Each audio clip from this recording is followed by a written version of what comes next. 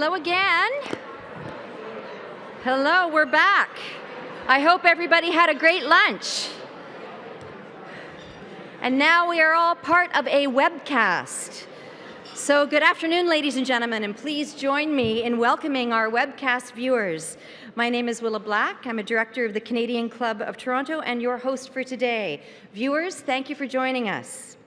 Our club is known for its ability to provide a forum for business, political, and cultural leaders to share their ideas and to challenge our thinking.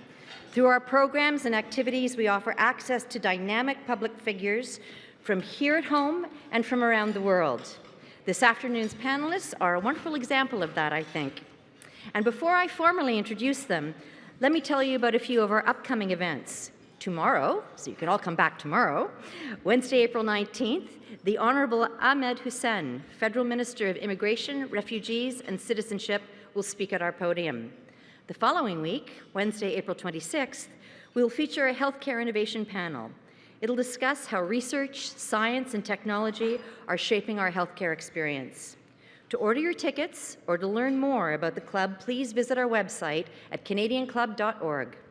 You can also join the conversation via Twitter and Instagram by following us at, and now this is important, because if you don't get it right and you just do @Canadian Club, you'll have a whole bunch of sort of whiskey drinkers wondering why the heck they're getting tweets about social innovation. So the one you'll want is @CDNCLUBTO, or by using that hashtag. So, and then I'll start tweeting as soon as I sit down.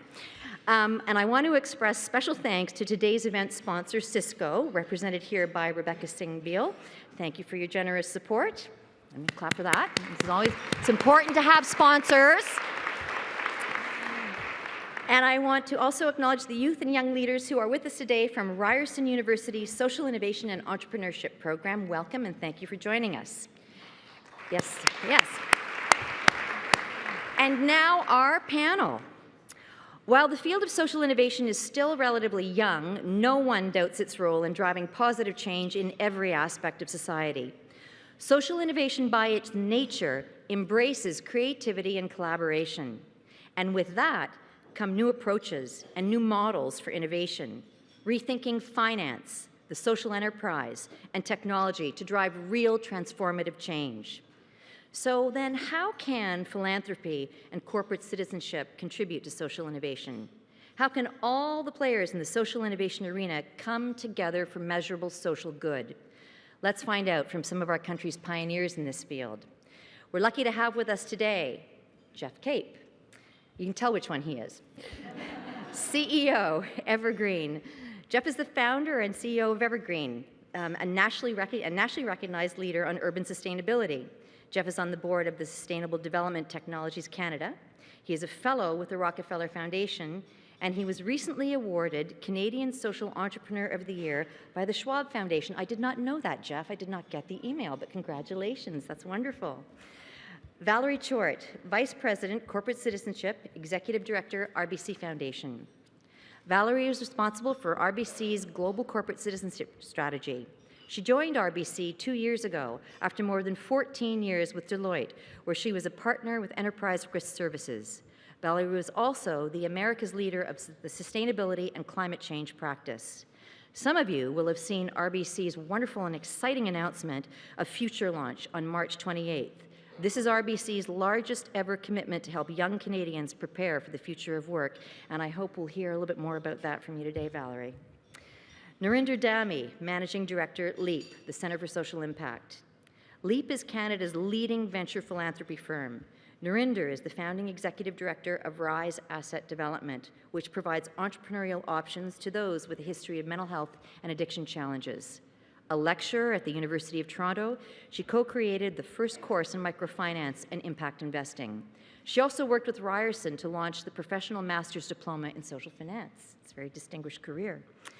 And our panel today is moderated by the indomitable, formidable Allyson Hewitt, J.W. McConnell Family Foundation Senior Fellow, Social Innovation at Mars. Allyson is like the godmother of social innovation in Canada. Really. As a leader in the social innovation programs at Mars, she's literally helped hundreds of social ventures to become economically sustainable and to increase their social impact. A sought-after public speaker, we're so lucky to have her here today. She's had significant impact on public policy.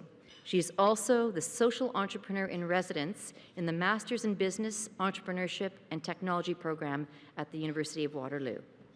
So as I mentioned earlier, if you have any questions or comments for our panelists, please fill out one of the Q&A cards on your tables, and one of our staff will collect them. I know we're going to hear a lot of wonderful stuff today in the panel, and we want to really hear from the audience. It'll make it so much more dynamic. So panelists, Allyson, welcome. The Canadian Club of Toronto's podium is yours. Thank you.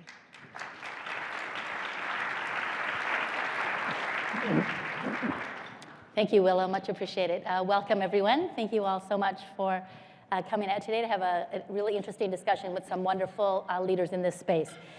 So here's the deal. The issues we face, from climate change to homelessness, are really too big for any one organization, or I would suggest even one sector, to tackle on their own. We need new ways of doing good better. Partnering for impact is the only way forward. And guess what?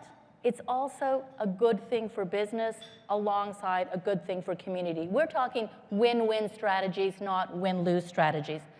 HBR, so I like to quote like HBR instead of me, like, but you know, HBR says things like, in tomorrow's interdependent world, highly collaborative systems will outperform organizations characterized by that adversarial win-loss approach. We need social innovations to help us rethink not only what we do, but how we do it. With the help of the J.W. McConnell Family Foundation, I'm currently helping build an ecosystem that involves pro bono, skills-based volunteers matched with social purpose organizations.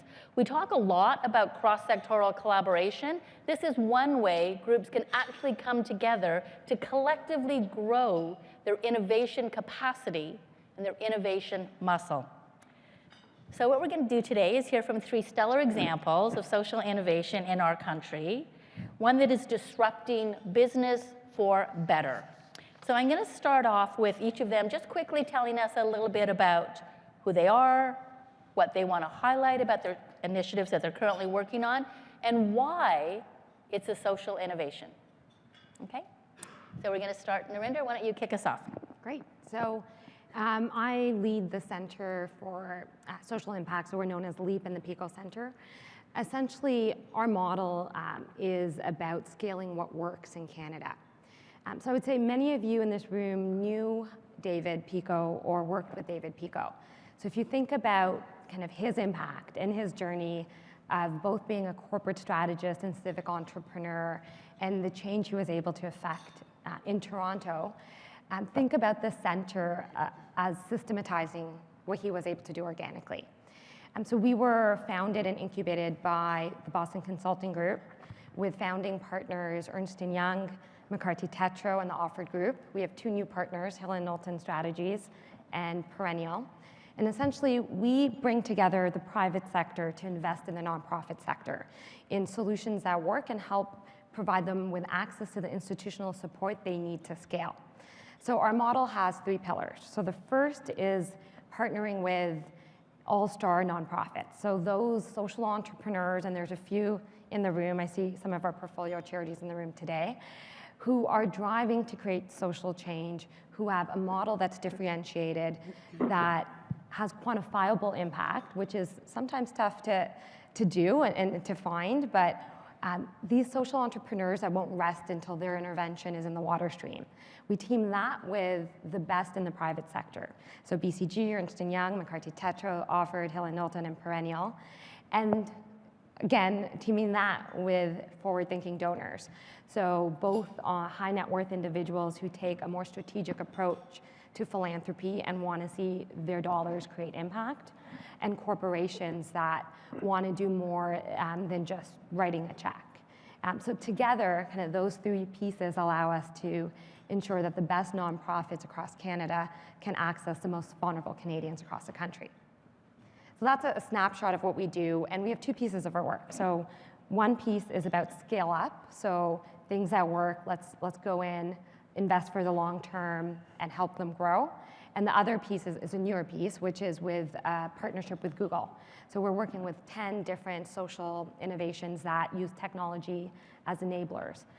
And we're working with them across a year to help scale their impact across Canada. That's great. Thank you, Narinder. Geoff.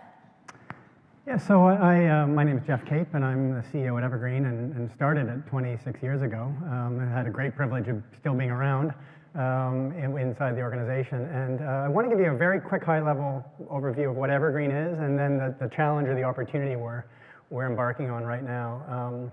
So very briefly, we've been around for 26 years. We're about 150 plus staff. At any given time, we have about 100 projects in motion across the organization, whether it's policy work on children's school ground design or laneway housing initiatives or redesign of waterfront or urban revitalization in Hamilton nationally. So we have a lot of projects in motion. And we're a charitable organization, and most of our work is well known at Evergreen Brickworks as a national hub for what we're doing across the country and communities across the country. But the Brickworks isn't the whole story, and that's what most people get caught up in. They think that's the whole thing. The big idea, the big opportunity we're plugging into and trying to drive right now is at the global level, fascinating and almost unimaginably huge. And it's the investment that's in the process of being made in urbanization. Somewhere between $400 and $500 trillion, that's with a T, will be invested in cities over the next 50 years globally. And the big issue in play is, will we build the cities that we've been building for the last 50 years the same way for the next 50 years? Or will we come up with fundamentally different ways of thinking about urban design? And the premise that Evergreen's working with is that Canada builds the best cities in the world. And we have the opportunity to be global leaders, plugging into this economic opportunity globally about building cities around the world. But we get to practice here in Toronto, here in Vancouver, here in Canada, and make our cities the best in the world by innovating aggressively in the next decade, which is a critical time frame for climate change issues, for world population issues, for a whole array of issues that all plug into the way cities are designed. And so our work right now is about finding a model, creating a platform in Canada that we can collaborate on in making sense out of both the innovation challenge or opportunity and the sustainability agenda for cities going forward. So two big things are in motion for us. One of them is to create and essentially redevelop the Brickworks, in a sense, by creating, we're in construction right now to create the Future City Center, which is a redevelopment of the big kiln building, if you know it, at the Brickworks, to create a hub, a national hub for innovation in cities, where multi-stakeholder, multi-sector parties can come together in a physical space. And the other big part of it is bigger still, and that is to create the Future City Network, which is a national set of collaborations across academic, industry, government, civil society, and citizens to collaborate on this immensely unique opportunity we have, this one moment in time. And it really is a distinct moment. Right now, we're going to be building the infrastructure of our cities that will serve us for the next 50 or 100 years. And if we do it the way we did 50 years ago, we're in big trouble.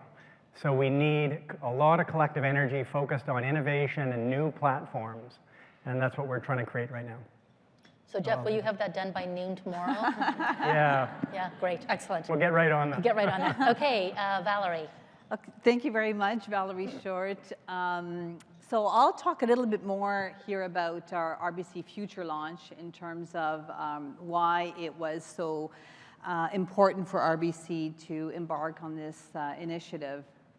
And just taking a little bit of a step back, it was actually something that was developed at the same time that RBC was embarking on a broader initiative, which is really the focus on our collective ambition, and our collective ambition anchored by what would be the purpose of RBC to help clients thrive and communities prosper. Why that's important is that it's important to anchor a focus on corporate citizenship, or more broadly, a program as RBC Future Launch within something that matters and is important across the organization. And there's nothing more important here than anchoring it as an expression of our purpose. So those two pieces were evolving towards the same time to now land us in terms of the announcement of RBC Future Launch. So I'll just cover a little bit more about why. You know, the focus of RBC Future Launch is anchored with respect to that we really believe that an investment in young people and preparing them for the future of work is of critical importance to Canada in terms of Canada's prosperity. So it's important at a national level. We, as the largest financial institution in Canada, have a vested interest in making sure that Canada is prosperous. We are one of the largest employers and have an awful lot to bring to the table when it comes to driving on this agenda. So that's kind of why it's important for RBC. The what about it is focused on something that is very focused. And over the last couple of years, we've gone forth and embarked on the disciplined pursuit of less. And that is hard when we look at what can we address in the realm of helping youth achieve and find meaningful work. We really found that the issue at hand and the barriers that young people are facing and the ones that we were most apt to actually address related to practical work experience, solving the no job, no cycle, no job, no experience cycle, looking at providing the right career advice at the right time. What is the future of work? What does that actually look like? And 21st century skills. So these three pillars end up then underpinning a number of solutions that we'll be developing. So the commitment is more of a call to action, actually, because as we've heard here, there is a significant, this is a complex issue.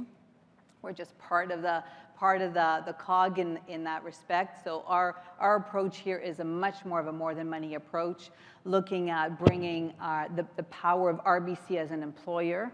You know, when you look at the number of people that are part of the RBC family, it's larger than many universities and colleges across Canada. We have an awful lot of learning and development and tools that we can actually bring to the table.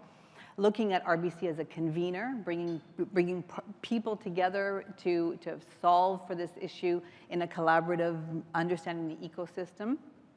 RBC as a funder to fund actually key partners.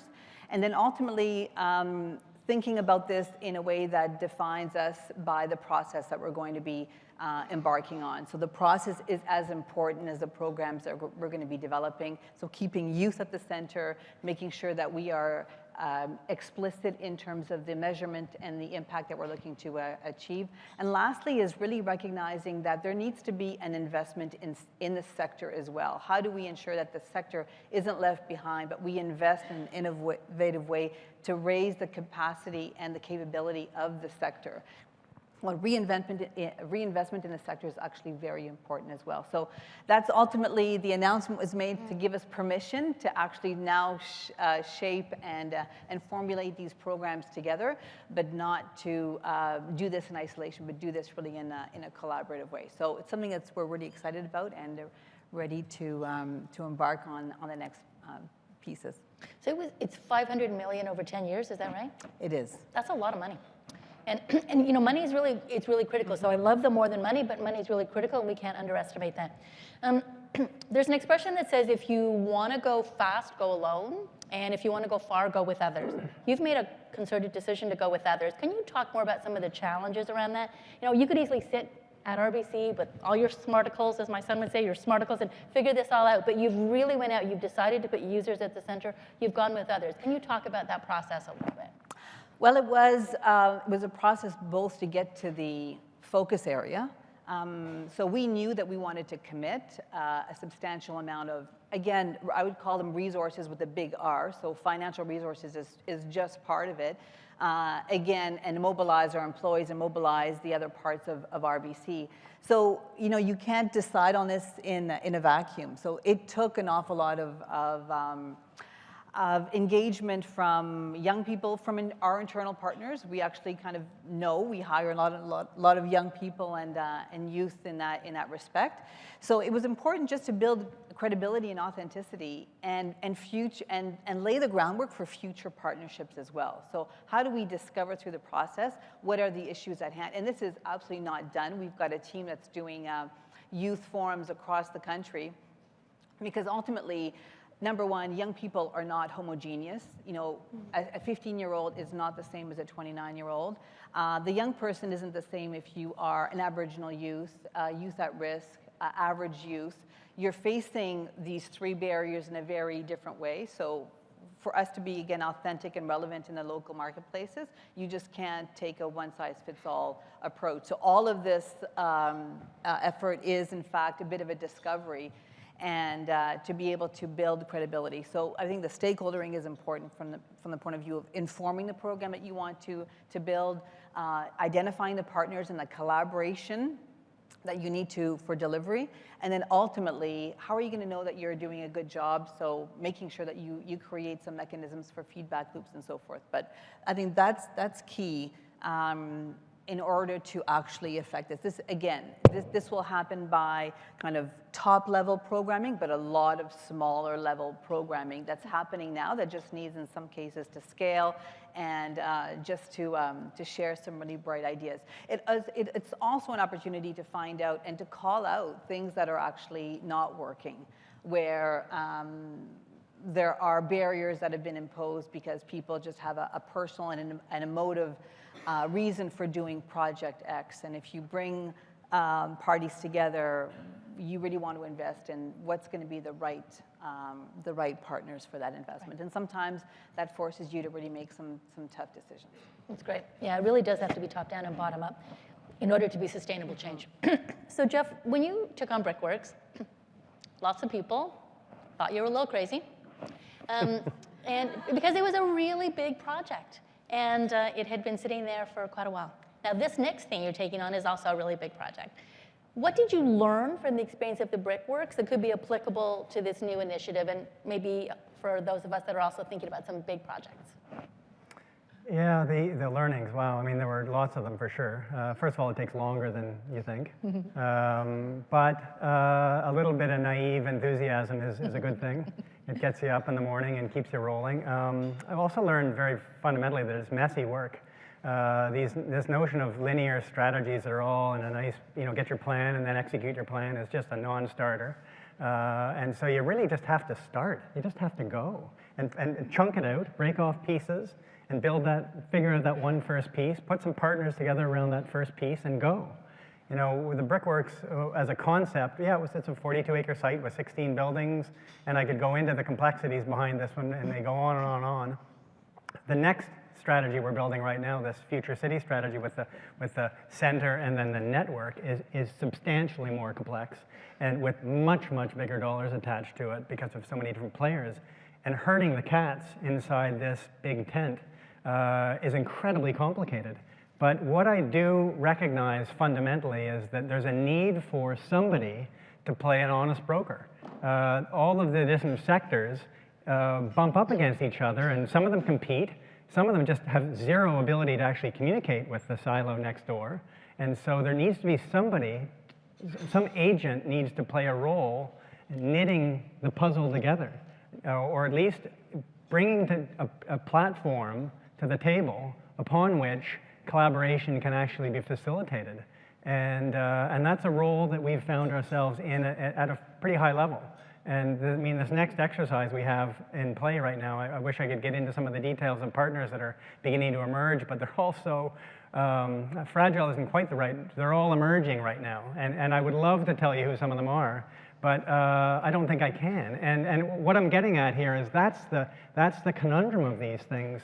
It's never really there until it's all of a sudden there. And so you're stuck with an immense amount of ambiguity every single day. And how you discuss strategy inside the organization and how you discuss strategy outside the organization is almost impossible. And so finding a way to talk about an idea as it's emerging is a real communication challenge. And I can't say we've figured it out, but I can tell you that there's nothing neat and tidy about any of it. But just starting is the first big lesson. Right.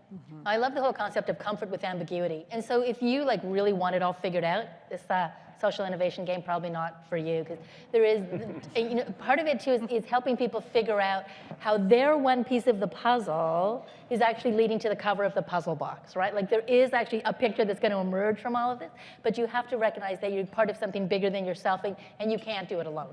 And finding the right kind of partners, but it's yeah, it's a process. So I'm going to turn to you, Narinder. So LEAP has embraced something called venture philanthropy. Can you explain what that is and the whole trend of venture philanthropy? Yeah, and our model, I would say, is unique within the spectrum of venture philanthropy. So there's lots of ways you can look at it, but it's taking a more strategic approach to philanthropy. Our model was based on a few New Profit in the US and a few others. But essentially, we combine kind of what works in PE and VC and combine that with traditional philanthropy.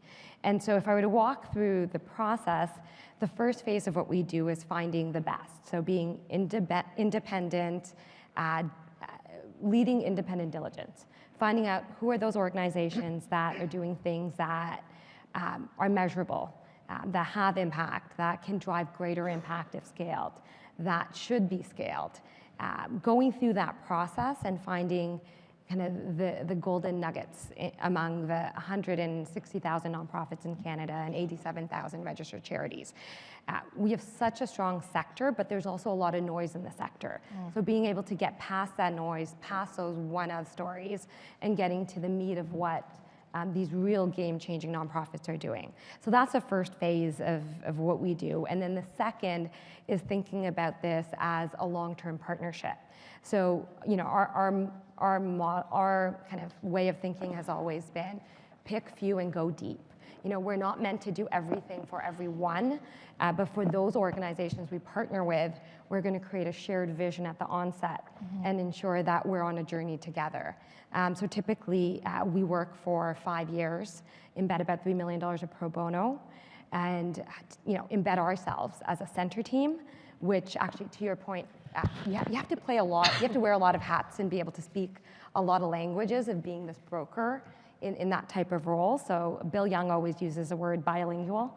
So you need to speak the business language and the nonprofit language. So we have our center team that embeds ourselves within the charity, works directly with the charity and our private sector partners, embedding their expertise into kind of the overall growth objective of the initial vision. And so all of this, and we also take a board seat, so kind of bringing back to the private equity VC model. And the goal is, again, is we can do more as a collective organization of for-profits working together with the best in the nonprofit sector. And what we've seen is that if we take an approach like this, we're moving the type of pro bono that's typically seen in the sector, which is transactional, to a type of pro bono that is much more transformative. We're with the teams, we're on the journey. It's a live implementation plan, it's a live strategy document. It's all about figuring out together how to make things fit so that ultimately our goal is that all Canadians have access to the best services and not just the services closest to them. And by scaling the best, that's our kind of path to do it. So far be it from me to argue against Bill Young, but I actually think we need to be multilingual, right? Because I mean, there's an engagement of academia that needs to happen. There's an engagement of government. Like, we need to set these kind of inclusive tables, and so we need these kind of brokers who are really skilled at speaking the language of others. And sometimes we use exactly the same words and mean polar opposites. You know, if I say community to you or value to you, that's going to have really different meanings depending on the mindset that you're bringing to the table. So I think that's the challenge. Another big challenge, and I'm going to stay with you, is metrics. You know, we couldn't have a social innovation thing without metrics coming up, right? So social innovation, this is a question from the audience. So social innovators are often faulted for not having good metrics, and overemphasis on metrics can lead to social purpose organizations creaming the right kind of clients and serving the less vulnerable or the less complex. How can this conundrum be reconciled? Well, I think the first piece is having a more standard approach. And I know we have this conversation all the time, but a more standard approach to measurement. What one organization measures is often different than the other organization. I think that as a basis, like when we look at organizations that do it right, I take an example of SNAP, which is Stop Now and Plan, our first charity. And they built, Dr. Lena Augimeri, the head of that organization, built in the measurement at the onset of creating the program. So that's something that's not always done. So understanding kind of where you're going while you're building is really critical. But if we're all speaking the same language of measurement, then it's easier to understand kind of what type of vulnerable, youth, for example, you're serving. I would also say that there's also this movement of quantifying impact, and that's been kind of core to what we do. So at the center, we look at what's the breadth and depth of impact of an intervention, and by kind of taking a more holistic approach to looking at impact, we've been able to understand whether or not this organization has the ability to touch more at a lighter level or touch fewer at a deeper level. And so starting to have a more, I would say, common language across the sector is important. I think that's great, and it's also engagement of the funders, because we all used to be funded for bums in seats. We got 200 of you here today. That's bravo. What impact is this going to have on you? Are you going to think differently about anything? We need to have a different kind of relationship with those that are doing the funding, so we can get to a different level of impact and understanding. Yeah, and the donors really control a lot. So they are the market force in the sector. So when we think of why we're fragmented, why we do what we do as nonprofits, as charities, it's a function of donors. So the donors, I think, have a tremendous amount of power to support this and really drive this. Right. But I would add to that, I think it's also a bit dangerous in that respect that, if we're one donor and you've got a number of donors, even in this room, and we're all trying to measure things for our purpose, to report things for our reasons, the entity suffers because they have to serve a lot of different reporting requirements. So, a condition or a filter could be that it should be as important to that organization. What you're asking them to measure, they should be interested in that information. It should be a way to better manage and deliver the programming that they're looking at delivering. They should be as interested in terms of the impact and the outcomes that we are. So I do think that there is a bit of a cautionary view that a lot of organizations are hopping on a bandwagon around impact measurement, and this is what our outcomes.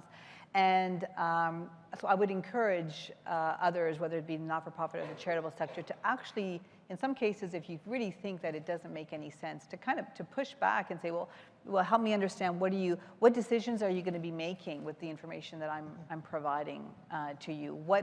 How is this going to inform the next your broader programming? Because it has to really be a conversation. We can just be lulled into comfort around impact measurement without, in fact, achieving and informing. If you want to be insights informed and data driven, well, it has to start with the right information, collecting the right information. So we just have to be careful, and that's where the power of the donor is, in fact, perhaps a bit dangerous in that respect. Well, and also incredibly expensive. Let's just be clear here. Yeah. I'm not a huge fan of this sort of measurement, to be quite frank, and I'm probably getting some nasty stares from my board members over here. But let's just say we spend somewhere around 8% of our budget on financial measurement right now. The much more complex challenge of measuring outcome performance would require what? 10%? 15%? I don't know, maybe 20% of the budget to measure it? To what end? And what sort of utilization do you actually get out of that sort of measurement to actually shift behaviors? Now, I'm all for measurement in isolated spaces where you can actually make incremental change happen. But that larger challenge of measuring outcomes and then attributing cause back to some intervention that you as an organizational player can own 100% of is a tricky process. I think some organizations can do it well, and I know we can do it better than we are currently doing it. I am all for it, but I also don't think it's worth chasing your tail on the subject. The effect of change will be realized, and we will know it. who has measured their performance as a child here, or their performance as a parent here, in some terms that are measurable and comparable across all of us? I mean, we don't even measure that stuff, and that stuff's fundamental to society's fabric, and we don't measure that, right? So let's also cut ourselves a little bit of slack on this subject, and use our common sense on this stuff too. Yeah, we could have a whole discussion just on metrics, and ultimately, it's, if you're going to ask me to measure something, then I've got to be able to do something with that. Like, don't make me measure it for the sake of making you tick a box, but so that I'm actually going to change my programming to have a better impact. That's a discussion, and it's iterative, and it's back and forth, and it's pivoting, and all that other wonderful stuff. And it plays into a larger subject, which I'm sorry to take more time here, but one of the lessons I didn't highlight earlier, which I was kicking myself, so to speak, for not referencing it, is the embedded concern about risk in society. It is so pervasive that it freezes us from making change. And I think of the charitable sector, the social sector, as society's R&D department. And that our responsibility is actually to push the edges of what's possible aggressively in order to create the innovation required. But the larger system is so paralyzed by risk management that it's very hard to push and move things. But that may be a real role for donors in that respect, right? When we talk about it, and Stephen Hunter talks about it in terms of the P4, so moving from a P3 to P4, how do you actually de-risk things for governments or for not-for-profit or for these areas, or push the envelope on innovation in that respect? Like, there may be some donation or venture philanthropy capital that can actually be used in that respect. So I think it's kind of looking at, and how would you measure that, right? So I think it's kind of looking at measurement appropriate, but with respect to the risk, that is a real issue, and there may be some freedom in looking at it in a different way. Again, looking at how might you fund that as part of a portfolio approach with respect to your programming. I just to add on, like, as I think a sector, we also don't like to pick winners or losers, and so again, kind of risk averse, being, just we like the intentionality of doing good, and then want to kind of stay away from saying anything that may offend or potentially risk. Yeah, but I do think in the world of impact investing, you have opportunities to layer a grant, these kind of opportunities to think really differently about how we fund these projects, I think is another great opportunity. And I think in our sector, Geoff, what often happens is, working at Mars, I understand people invest a lot of money and lose a lot of money, and the VC world gets it. And 1 out of 10 new enterprises will make it, if we're lucky. In our world, we think the consequences are too severe because we're dealing with vulnerable populations, or we're dealing with ecology, we're dealing with issues that there's no space, and if we don't create space for experimentation, and that's what those multi-sectoral tables enable, like, these kind of discussions don't happen enough in this space. We don't have enough multi-sectoral tables to have these discussions about what real risk means and how to mitigate that and how to embrace it, because we do need R&D for our sector, or we'll keep making the same mistakes. And the last time I checked, we haven't solved homelessness or poverty. So, we have opportunities with SDGs. We have lots of opportunities to be bigger than ourselves around this space, and having these kind of discussions is great. So, Valerie, a question from our audience is, what role could our education system play in driving social innovation and closing the skill/career gap? Role of education. Well, education plays a key role here, and in the selection of these 3 areas, in fact, one that we can better link is, in fact, having education being a bit closer to the outcomes and the future of work. And it was interesting, just as a key example, part of the launch of the RBC Future Launch was the development of a commercial. And it was our marketing and brand team that had an amazing idea that said, why don't we actually walk the talk and make sure that our young people that are participating in this commercial, that in fact, it's going to be their first job, and that they'll be able to tout that as key practical experience as we filmed and developed the entire commercial with them at the center.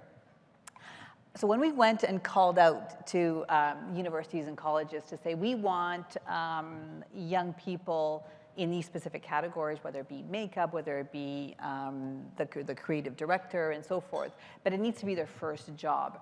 We had a laundry list from universities, and we had a very short list from colleges. And so when you look at, I raise that simply because practical work experience, people are thirsty, young people are thirsty for it. And when you look at the availability of practical work experience, the applicability with respect to colleges and universities, I think that there's an awful lot of learnings that can be made across the board with respect to that. So I come back to your question around the education plays a key role. Education needs to be held more accountable in terms of the outcomes that they are delivering on. There is a disconnect. It was a McKinsey study with respect to what do the employers feel. Do the employers feel that young people are ready versus what universities feel in terms of being ready, and the discrepancy is significant. So, but that won't happen just by focusing on universities or colleges or post-secondary education more broadly. It needs to be a more inclusive discussion about this is the future of work. Here are the skills and competencies that we need. We need experiential learning. How is that going to fit into your programming? And then ultimately, what's the role for everybody to play? And what's the role actually of employers in this respect? How many, if you look at the, do you have unpaid internships? Maybe there should be paid internships. How many do you have? How are we helping small and medium-sized businesses embark on and deliver on practical work experience? Small and medium-sized businesses drive our Canadian economy. Why are we not allowing our young people to experience and say, I actually have a future and I want to work and be an entrepreneurial thinking? So, I think we need to also think about this as a collective, and the employers of all sizes really have a role to play. And if, again, coming back to the future economic success of Canada, if we can unlock that potential, young people today can deliver significant value, small and medium-sized companies along the way. If we can capture that, again, I think that the GDP, the prosperity of Canada will be significant. And I think that's the real challenge and opportunity that we have. But it's a collaborative approach. Geoff, did you want to say something? No, although I just was thinking, as you were referring to the youth as being the future, and getting that infrastructure in place to get them organized, dovetails nicely with what the work we're trying to do, which is around the infrastructure of cities. Getting the framework of our cities sorted out and those collaborations. These are big ideas that Canada's looking at right now, and I don't know how many of you looked with any real care into the budget that came out a few weeks ago with regards to understanding what it was really about. But one thing that really impressed me with that budget, it was an innovation budget to begin with, but there was some interesting criticism of it. My view of it is it was a fantastic budget, mostly because it focuses on innovation and drives that cultural idea into the fabric of Canada, youth, cities, etc. But it was also a fairly open budget. It didn't actually nail down all the pieces. The programs weren't all laid out structurally there, ready for somebody to come in with a proposal. It actually was a very collaborative budget, I guess is the way to put it. It left a lot of room for co-creation with the private sector, and they're being criticized for that. I think it's fabulous for that fact, because they're basically inviting us to work with the federal government in making sense out of these areas that need innovation. And whether or not they can hold on to that in the months ahead is the big question mark. But Did you want to say anything about the education system? For us, it's about how do we get it more demand-led and find those opportunities that link back into the employers. We're not going to solve the issue by doing things as we do them today in terms of the supports we give in our kind of lens, the most vulnerable Canadians, to engage in training and employment. So a lot of our work has been around working with the employers. There's this great initiative, kind of we've talked about a bit, about a bunch of employers coming together and really taking a demand-led approach to supporting the next generation. So Yeah, no, I would say that we have to stop passing the buck. I think all of us have to step up and take responsibility, be it at the elementary level, at the university college level, and particularly at the level of employer. We have a responsibility to train folks and to prepare them for 21st century skills, because that's what we need, not only for traditional GDP, but for things like social progress. And I'd also just like to say on behalf of youth, and who am I to speak for youth, but I don't think youth are our future, I think youth are our today. And you know, they're here right now, they're to be valued right now for what they offer and what they bring. And I think with that, I'm gonna call Willa up, and thank you all very much for this conversation. Thanks. That was amazing. Thank you so much. On behalf of the Canadian Club of Toronto, Geoff, Valerie, Allyson, Narinder, I want to thank you for engaging us on such an important topic, the power and impact of social innovation. The work that you're all doing to advance social innovation to improve all aspects of society is so impressive, and I think we saw today that the sum is far greater than the parts. And that's, I guess, Allison's point about the puzzle box, but that the collective forces of resources, finance, technology, corporate social responsibility, and innovation really can add up to something that is unbelievably impactful. And I thought Narinder's advice, too, on picking a few things, pick a few and go deep, I think is right on the money. You know, I love Geoff's call to action, too, seizing opportunities to be global leaders by innovating aggressively. Absolutely. You know, this is the kind of thinking that certainly helped us at Cisco with our own social impact program. I'll just give a quick plug because I can't resist. But our Connected North program, we went into an Indigenous school in the Arctic to deliver mental health and education services virtually, and it went well, and it had definite impact, and we could have stopped there, but we thought, man, let's just see how far we can push this. And we brought together a huge ecosystem of partners, over 50 of them now, including territorial, federal, provincial governments, and we're going to be in 100 schools. So, you know, it's quite, that's something. So, so talking about, you know, being aggressive, and but I think, you know, quite apart from all of that, I think we all know that social innovation is not without its challenges, and more work certainly needs to be done to engage businesses and organizations and communities to address these social needs and being very specific about the problem that we're trying to address. So, and I applaud Valerie's point too, other than hearing about your amazing program, which I think is so incredible, about RBC seeing and understanding the importance of their role as a convener, because I think no one can do it better than you guys can. So I think I'm finished now. I'm sure you're all relieved to hear it. But you know, my final point, I guess, is we need to come together on the basis of these shared goals and values, and we need to build those ecosystems to drive change, and every single person in this room is probably part of one. So think hard about how you can really, you know, deepen your engagement and your impact. I think what also struck me so much today was this wonderful spirit of collaboration. Like, we so get it. And, you know, I've been in this industry for a long time now, and I don't think I've ever seen more openness to really understanding where the resources lie that we need to pull upon to get good things done.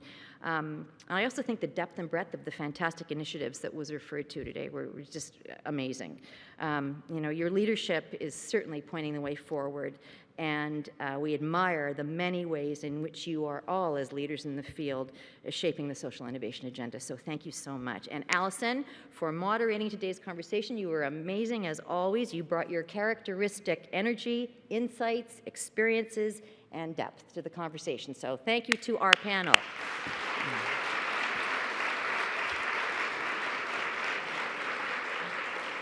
And they've written this down, so I have to say it. But before we conclude, let me extend another round of thanks to today's sponsor, Cisco. So, yeah, I have to say it. So, yeah, we need sponsors. And we would also like to thank MediaEvents.ca, Canada's online event space, and VVC for live streaming today's events. To learn more about the Canadian Club, please visit us at canadianclub.org. So thank you, everyone, so much for coming, and we hope we see you again next year, or even before that. So have a great afternoon. Goodbye.